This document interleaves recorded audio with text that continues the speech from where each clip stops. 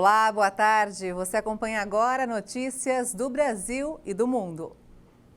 O aumento no valor do combustível nos últimos meses fez quase 31% dos consumidores pararem para avaliar a forma como se locomovem. De acordo com os entrevistados, cerca de 22% dos proprietários de carro passaram a andar mais a pé. 21% investiram em uma moto. Já para os motociclistas, as principais alternativas são a bicicleta e os carros por aplicativos. Quando questionados sobre a frequência que abastecem, grande parte respondeu que vai aos postos de gasolina uma vez por semana. Quando o assunto é rendimento do combustível, 74% disseram que avaliam de alguma forma a qualidade do combustível antes de abastecer. Dados coletados semanalmente pela Agência Nacional do Petróleo, Gás Natural e Biocombustíveis nos postos apontam que o preço médio cobrado pelo litro da gasolina foi de 35,9%. Somente neste ano, passou de R$ 4,48 para R$ 6,09. A variação do etanol é ainda maior, de quase 50%. O IBGE afirmou que pelo terceiro mês seguido, a produção industrial teve queda. Os dados da pesquisa industrial mensal revelam queda do índice por 3 meses consecutivos. No entanto, no acumulado do ano, houve crescimento de 9,2% e nos últimos 12 meses de 7,2%. A queda no mês de agosto é refletida especialmente por produtos químicos, derivados do petróleo e biocombustíveis, veículos automotores e produtos farmacêuticos. Também houve redução da atividade nos setores de equipamentos de informática, eletrônicos, elétricos e produtos de borracha. A produção industrial recuou 0,7% na passagem de julho para agosto, no dado com ajuste sazonal, terceiro mês seguido de queda na produção, totalizando nesse período uma perda de 2,3%. O total da indústria encontra-se 2,9% abaixo do patamar pré-pandemia, ou seja, fevereiro de 2020, e 19,1% abaixo do patamar recorde da série histórica, que foi alcançado em maio de 2011. Os efeitos da pandemia da Covid-19 eles permanecem dentro do processo de produção, especialmente porque observa-se claramente o desarranjo das cadeias produtivas, sendo bem exemplificado não só pelo desabastecimento das plantas industriais no que se refere aos insumos e matérias-primas para a produção do bem final, mas também um aumento nos custos de produção. Com a retomada da economia, este é um bom momento para a contratação de estagiários. Além de muitos terem a oportunidade de pôr em prática os estudos, outra boa notícia é que mais de 60% podem ser efetivados no emprego. Aos 16 anos de idade, Maria Eduarda conseguiu seu primeiro emprego. Ela é estudante do ensino médio e, por intermédio de uma agência de estágios, conseguiu uma colocação em uma loja de veículos. A maior motivação foi querer ajudar em casa, né? E também uma forma de criar responsabilidade, entender como que é essa questão do mercado de trabalho. A questão também de criar planilhas, que eu já sabia, tinha uma noção, mas agora eu estou colocando em prática. Além da loja, a empresária tem um consultório odontológico. No total, para os 2 empreendimentos, Geisa contratou 3 estagiários e já planeja contratar mais um. Quando você começa a lapidar um estagiário, você está moldando ele do jeito que você precisa na sua empresa. Eu vejo isso como uma grande vantagem. Se tem o mesmo perfil parecido, perfil comportamental, essas coisas que a própria empresa de estágios orienta a gente. Então, assim, essa triagem é importante para que você encontre um profissional, um estagiário, um aprendiz que seja o mais próximo da realidade que você precisa. Então, é por isso que tem dado certo. Esta empresa de contabilidade tem 6 estagiários e pretende contratar mais 3 até o final do ano. Dos 14 funcionários, 5 começaram como estagiários. Este setor inteiro é formado por profissionais que começaram na empresa como estagiários e depois foram efetivados. A gente está com hoje 6.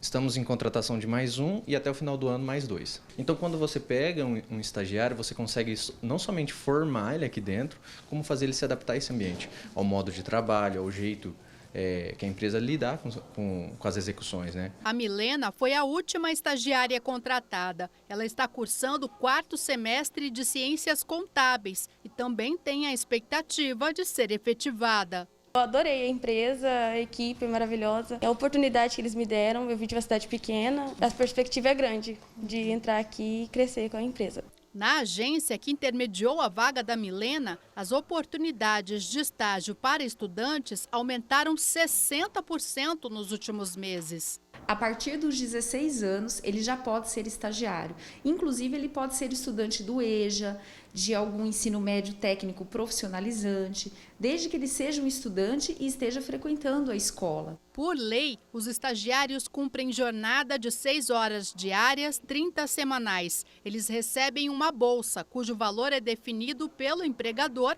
mais auxílio transporte. O contrato tem validade de até 2 anos. Com a retomada da economia, as empresas buscando mais estagiários. Então, antes o estagiário ficava 1 ano e meio, 1 ano e 9 meses no estágio. Hoje a gente está com uma média de 7 a 8 meses aí que ele já é efetivado. E o estudante tem a grande oportunidade de se inserir no mercado de trabalho, de entrar, de ter acesso a essas vagas. A gente percebe que a vontade de aprender é muito grande da parte dos estagiários. Eles têm essa iniciativa. Eu vejo que é uma extensão da minha faculdade e eu aprendo na prática. O trabalho em equipe é totalmente diferente. Após anos nas fileiras da insurgência talibã no interior do Afeganistão, membros do grupo aprendem um novo trabalho na cidade grande. Recrutados como policiais, eles devem ficar de guarda em postos de controle ou patrulhar as ruas de Cabul para pegar ladrões, assassinos ou aqueles que bebem bebidas alcoólicas. A polícia talibã aprende dia a dia o ofício durante o trabalho em Cabul. Os ex-combatentes, acostumados ao conflito e à violência cotidiana, agora enfrentam o desafio de patrulhar as ruas e ficar de guarda. Quase 2 meses depois que o Talibã voltou ao poder no Afeganistão, a polícia tem no momento 4.000 homens na capital. O movimento islâmico afirma que as denúncias de crimes caíram drasticamente. Muitos dos que perturbam a segurança das pessoas, como ladrões e encrenqueiros, foram presos nos últimos dias e seus casos são encaminhados aos tribunais para serem analisados.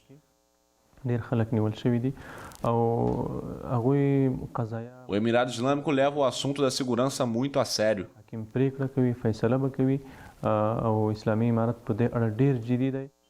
Do antigo corpo de segurança, destacado e formado por forças internacionais, a maioria dos agentes desertou por medo de represálias.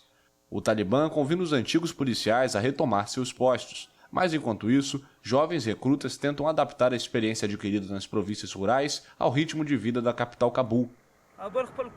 Deixamos nossas casas, filhos, mães, pais, irmãos e famílias para servir a nosso povo e a nosso país. Ficaremos mais felizes se juntos, eu e meus camaradas, pudermos continuar a servir nos próximos 5, 10 meses ou até mesmo 2 anos nesta área. Deixamos nossas casas, nossos parentes e irmãos para servir ao nosso país da maneira certa. O Talibã, que aplica uma das visões mais fundamentalistas da Sharia, a chamada lei islâmica, liderou um reinado de terror entre 1996 e 2001, com apedrejamentos, execuções públicas, mãos cortadas ou chicotadas na rua. No início deste segundo mandato, as medidas brutais ainda não estão na ordem do dia, embora o grupo tenha exposto ladrões com rostos pintados e na província de Herat, 4 corpos de sequestradores tenham sido pendurados em um guindaste. Um foguete Soyuz com uma atriz e um diretor russos a bordo se acoplou nesta semana à Estação Espacial Internacional para iniciar uma missão de 12 dias. Ambos devem rodar o primeiro filme da história no espaço. A atriz Yulia Peresild, de 37 anos, e o cineasta Clint Shipenko, de 38, já estão na Estação Espacial Internacional.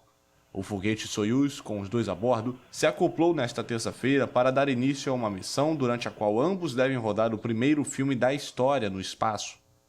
A iniciativa tenta conquistar alguns pontos simbólicos de vantagem sobre os americanos após anos de decepções.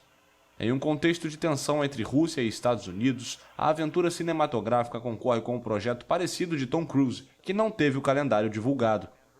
A nave que transportava a atriz levou 3 horas para chegar à ISS, após decolar da base russa de Baikonur, no Cazaquistão. Perecilde e Shpenko terão 12 dias para filmar o longa-metragem que tem o título provisório de O Desafio. A história da produção é sobre um cirurgião enviado para a estação espacial para salvar um tripulante que sofre de um problema cardíaco. Anton Shkaplerov, comandante da missão espacial, além dos cosmonautas russos Oleg Novitsky e Pyotr Dubrov, atualmente a bordo da estação, também participarão das filmagens como figurantes. A missão chega em um momento de proliferação das viagens ao espaço, incluindo os voos de lazer como o dos bilionários Richard Branson e Jeff Bezos. E você vai ver ainda nesta edição, mais de 5 bilhões de pessoas poderão ter dificuldade de acesso à água até 2050. E ainda, Parque Nacional dos Everglades, na Flórida, uma joia natural ameaçada pelas mudanças climáticas. Os detalhes você confere daqui a pouco. Até já!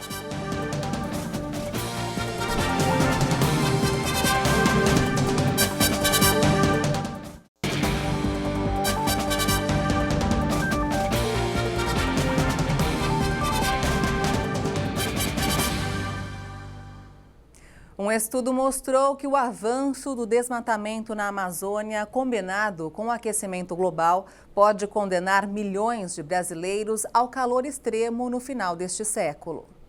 O avanço da destruição da floresta, combinado com o aquecimento global, vai expor cerca de 12 milhões de brasileiros do norte do país ao calor extremo em 2100, o que representa riscos para a saúde, inclusive de morte. A análise foi realizada em conjunto pela Fundação Oswaldo Cruz, o Instituto Nacional de Pesquisas Espaciais e da Universidade de São Paulo.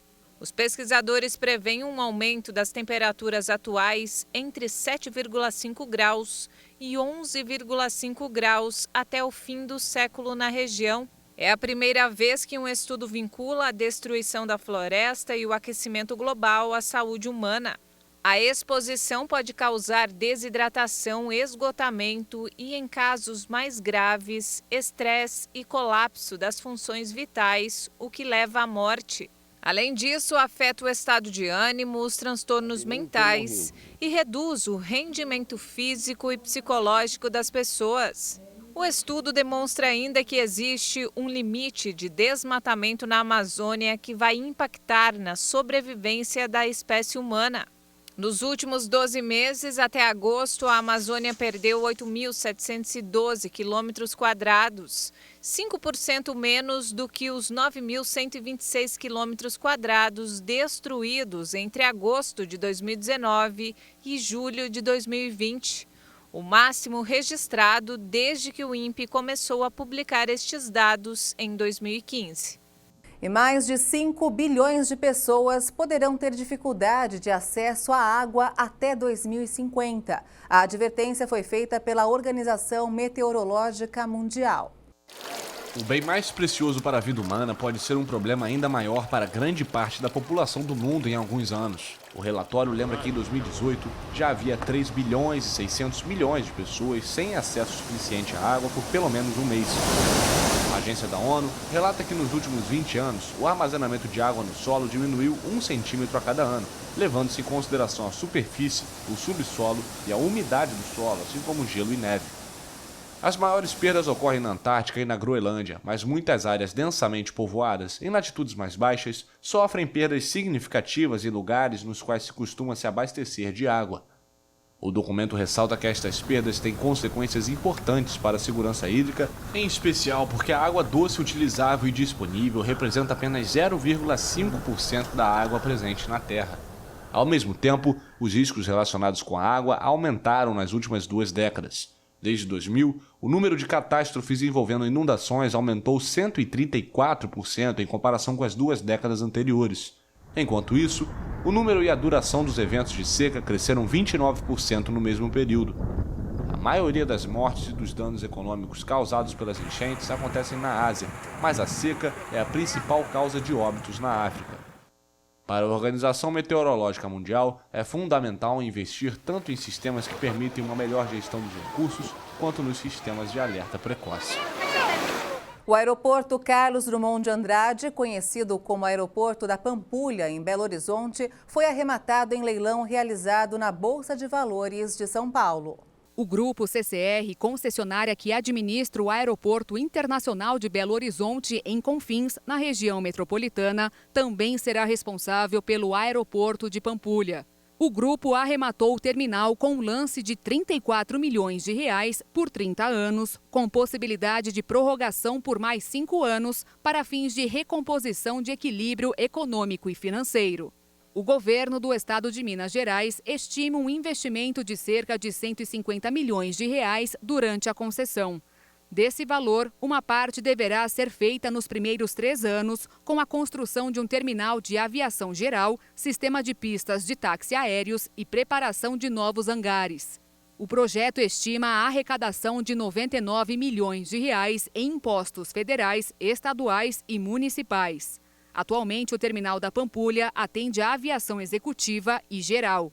Essa foi uma das primeiras ações de privatizações do governador mineiro Romeu Zema, que tem mais de 12 contratos de concessões à iniciativa privada, como o Ginásio Mineirinho, a Rodoviária de Belo Horizonte e o metrô. Todos os leilões ocorreram na Bolsa de Valores de São Paulo. Uma menina brasileira de apenas 8 anos de idade mapeou asteroides. É isso mesmo. A paixão de Nicole pela astronomia começou aos 2 anos e desde o ano passado ela ensina outras crianças por meio da internet. Olha só. Quando Nicole Oliveira começou a dar os primeiros passos, ela esticava os braços para o céu tentando pegar as estrelas. Agora, com apenas 8 anos, esta brasileirinha se tornou uma astrônoma prodígio e tem um canal no YouTube sobre o tema. O interesse pelo espaço chamou a atenção da família. Aos 4 anos, quando ela pediu um telescópio de presente, que é uma coisa inusitada, para a idade dela. Então, nós começamos a fazer algumas pesquisas, verificar a possibilidade e vimos que não era realmente possível naquele momento por questão de preço, de custo. E aí ela não desistiu, continua estudando, pesquisando. Agora, Nicolinha, como é chamada, usa um computador para esquadrinhar imagens do céu enviadas pelo programa Caça Asteroides, que busca iniciar os jovens na ciência ao envolvê-los diretamente nas descobertas. O projeto é fruto de uma aliança entre o Ministério da Ciência, Tecnologia e Inovação do Brasil e a Cooperação Internacional de Pesquisa Astronômica, um organismo afiliado à NASA. Para caçar os asteroides, eu uso um software que a ESC disponibiliza, onde eu coloco imagens nesse software e começo a caçar. Faço todo o procedimento e começo a caçar. Quando eu encontro um asteroide, eu envio o relatório no site do IASC. E logo na primeira participação, ela já detectou 2 asteroides que estão na preliminar. E de lá para cá, ela vem participando de todas as edições. E até então, ela já detectou 18 asteroides. Se um dia suas descobertas forem homologadas, o que pode demorar vários anos, Nicole se tornaria a pessoa mais jovem do mundo a descobrir oficialmente um asteroide. O recorde anterior pertence ao italiano Luigi Sannino, que alcançou o feito aos 18 anos. A garota se tornou uma pequena celebridade graças aos seus vídeos sobre astronomia em seu canal no YouTube e a participação online em seminários científicos internacionais. A precocidade da menina também levou os organizadores de cursos de iniciação em astronomia a mudar a idade mínima de inscrições, que eram reservadas aos maiores de 12 anos. No ano passado, Nicole conheceu em Brasília o ministro da Ciência, Tecnologia e Inovação, Marcos Pontes, o único brasileiro a ir ao espaço. A menina quer ser engenheira espacial para construir foguetes. A pequena astrônoma sonha em conhecer a NASA e deseja que todas as crianças do Brasil tenham acesso à ciência. Linda, Nicole, né? E olha só, o Parque Nacional dos Everglades, na Flórida, é uma joia natural ameaçada pelas mudanças climáticas. O pântano mais extenso dos Estados Unidos é cenário de um dos maiores esforços de reabilitação ecológica do mundo. O aquecimento global põe em risco um ecossistema subtropical no qual convivem mais de 2.000 espécies de animais e plantas. O Everglades é um dos maiores pântanos do mundo e também é o suprimento de água para todo o sul da Flórida. Se você está em visita a Miami como turista, a água que você bebe, que usa na piscina para escovar os dentes, tudo vem dos Everglades. A vasta região é conhecida por ser o habitat de diversos jacarés que vivem em água doce. Por isso, a primeira ameaça vem do mar. Os Everglades, como todo o sul da Flórida, são quase planos. Isso torna a área muito vulnerável à elevação do nível do oceano, uma das maiores consequências do aumento das temperaturas. Uma vez que o sal entra nos aquíferos, eles podem ficar quase perdidos. A intensificação de secas e a redução das precipitações, outras consequências das mudanças climáticas, também são motivos de preocupação. Precisamos manter o pântano úmido para que possa continuar a absorver CO2 em vez de liberar CO2. Então, quando mantemos os pântanos úmidos, eles continuam a absorver CO2 da atmosfera. Mas se ficam secos, começam a liberar CO2 na atmosfera. Durante centenas de anos, a água acumulada durante a estação chuvosa ao norte dos Everglades moldou esta paisagem. Mas no último século, as autoridades desviaram seu curso natural para permitir o crescimento urbano e agrícola do sudoeste e do sudeste da Flórida. No ano de 2000, o Congresso dos Estados Unidos aprovou um projeto para reabilitar a área. Apesar dos avanços, apenas um dos 68 projetos principais do plano original foi totalmente terminado. O que o programa de restauração de Everglades tem como objetivo é redirecionar o fluxo dessa água do lago Okeechobee de volta para as áreas de conservação de água.